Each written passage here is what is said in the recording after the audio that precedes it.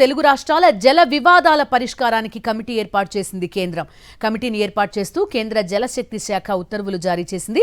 కేంద్ర జల వనరుల సంఘం చైర్మన్ గా ఏర్పాటైన కమిటీలో తెలంగాణ, ఏపీ నుంచి 4కు చొప్పున చోటు కల్పించారు. కేఆర్ఎంబీ, జీఆర్ఎంబీ చైర్మన్లకు కమిటీలో స్థానం కల్పించింది కేంద్ర జలశక్తి శాఖ.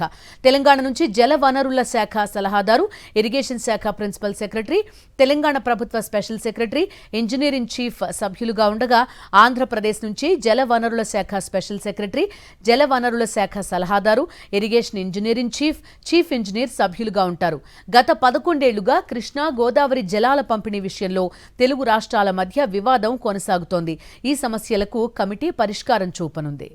తెలుగు రాష్ట్రాల జల వివాదాల పరిష్కారానికి కమిటీ ఏర్పాటు చేసింది కేంద్రం. కమిటీని ఏర్పాటు చేస్తూ కేంద్ర జలశక్తి శాఖ ఉత్తర్వులు జారీ చేసింది. కేంద్ర జల వనరుల సంఘం చైర్మన్ గా ఈ కమిటీ ఉంటుంది. ఇందులో తెలంగాణ, ఏపీ నుంచి 4 చొప్పున చోటు కల్పించారు. కేఆర్ఎంబీ, జీఆర్ఎంబీ చైర్మన్లకు కమిటీలో స్థానం కల్పించింది కేంద్ర జలశక్తి శాఖ. తెలంగాణ, ఏపీల నుంచి జల వనరుల శాఖ సలహాదారులు, ఇరిగేషన్ శాఖ ప్రిన్సిపల్ సెక్రటరీలు, తెలంగాణ ప్రభుత్వ స్పెషల్ సెక్రటరీ, ఆంధ్రప్రదేశ్ ప్రభుత్వ స్పెషల్ సెక్రటరీ, ఇంజనీరింగ్ చీఫ్ సభ్యులుగా ఉంటారు.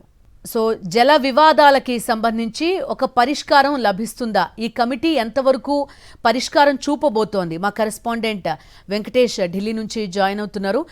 వెంకటేష్ అడుగుదాం. వెంకటేష్, ఎప్పుడైనా డెడ్ లైన్ లాంటిది పెట్టుకున్నారా ఈ కమిటీకి సంబంధించి? చూస్తున్నాం తెలంగాణలో అసలు ఏపీకి ఏదో లాభం చేస్తున్నారు అనే ఆరోపణలతోటి రకరకాల వివాదాలు, విభజన దగ్గర నుంచి వివాదాలు కంటిన్యూ అవుతున్నాయి. ఈవెన్ ఈ నీటి పంపకం అనేది ఒక ప్రాతిపదిక విభజన సమయంలో కూడా. ఎలాంటి వివరాలు ఉన్నాయి?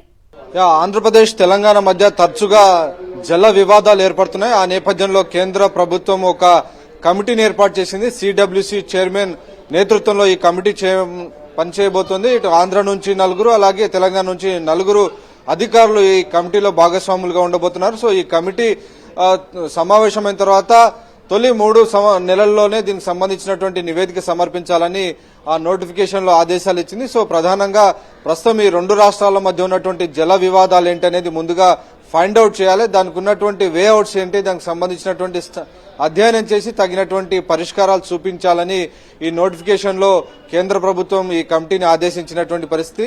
ఇటు గత ఏడాది జూన్లోనే నిజానికి ఇటు తెలంగాణ సీఎంకు అలాగే ఆంధ్రప్రదేశ్ సీఎంకు మధ్య ఢిల్లీలో సమావేశం జరిగింది. ఆ సమావేశంలోనే 2 రాష్ట్రాల ముఖ్యమంత్రులు కూడా ఈ వివాదాలను అడ్రస్ చేసేందుకు ఒక టెక్నికల్ కమిటీని ఏర్పాటు చేసి అసలు ఉన్నటువంటి సమస్యలు ఏంటి, దానికి ఎలాంటి పరిష్కార మార్గాలు ఉన్నాయి, దానికి సంబంధించినటువంటి ఫైండ్ అవుట్ చేయాలనేటువంటి నిర్ణయానికి వచ్చారు. కానీ అప్పటి నుంచి ఇప్పటి వరకు దాదాపు 6 నెలల నుంచి కమిటీ నియామకం జరగలేదు.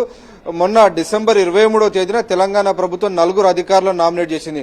ఒక అడ్వైజర్ తో పాటు 3 అధికారులను ఈ కమిటీలోకి నామినేట్ చేసింది. సో అది నామినేట్ చేసిన వారం రోజుల్లోనే కేంద్ర ప్రభుత్వం మొత్తం కమిటీని ఏపీ, తెలంగాణ అలాగే కేంద్ర ప్రభుత్వం నుంచి సిడబ్ల్యూసి చైర్మన్ తో కమిటీ ఏర్పాటు చేసి ఈ రోజు నోటిఫికేషన్ ఇచ్చింది. సో ఈ నోటిఫికేషన్ వెలువడినటువంటి 3 నెలల లోపనే ఈ 2 రాష్ట్రాల మధ్య ఉన్నటువంటి జల వివాదాలు ఏంటనేది ముందుగా కనుగొని దానికి సంబంధించినటువంటి సాంకేతికపరమైనటువంటి పరిష్కారాలు ఏంటి, ఇంకా ఇతర పరిష్కారాలు ఏంటి, దీనికి సంబంధించినటువంటి అంశాలపైన ఒక వే అవుట్ కూడా చూపించాల్సి ఉంటుంది.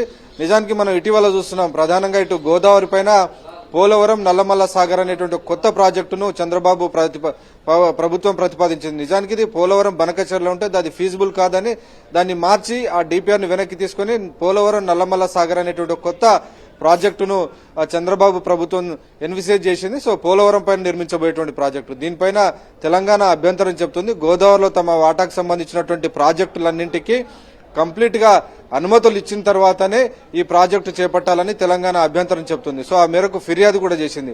ఇక దాంతోపాటు సుప్రీంకోర్టులో కేసు కూడా వేసింది. వచ్చే వారం ఆ కేసు కూడా విచారణకు రాబోతుంది. ఇక కృష్ణా నదీ జలాలకు సంబంధించి వస్తే మనం చూస్తున్నాం, గత వారం 10 రోజుల నుంచి కూడా తెలంగాణలో ఇటు మాజీ ముఖ్యమంత్రి కేసీఆర్ అలాగే తెలంగాణ ముఖ్యమంత్రి రేవంత్ రెడ్డి మధ్య మాటల యుద్ధం కొనసాగుతుంది. సో కృష్ణా జలాల సంబంధించినటువంటి విషయంలో తెలంగాణకు అన్యాయం జరిగే విధంగా రేవంత్ రెడ్డి వ్యవహరిస్తున్నారని కేసీఆర్ పదే విమర్శలు చేస్తున్నటువంటి పరిస్థితి మనం చూస్తున్నాం.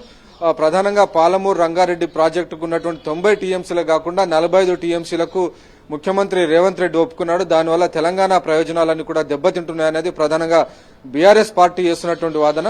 సో ఈ నేపథ్యంలోనే ఈ అంశాన్ని ప్రధానమైనటువంటి అసెంబ్లీ సమావేశాలు ఎజెండాగా చేయాలని కూడా బీఆర్ఎస్ భావించినటువంటి పరిస్థితి. సో తరచుగా ఈ జల వివాదాలు వస్తున్నటువంటి నేపథ్యంలో దీనికి పరిష్కారం చూపించేందుకు ఈ కమిటీ పని చేయబోతుంది. సో 3 నెలల లోపల రిపోర్ట్ రాబోతుంది. సో ఆ రిపోర్ట్ లో ఏం రాబోతుంది దాన్ని బట్టి ఫర్దర్ కోర్స్ ఆఫ్ యాక్షన్ ప్రభుత్వం చేయబోతోంది. ఓకే వెంకటేష్. బిందు.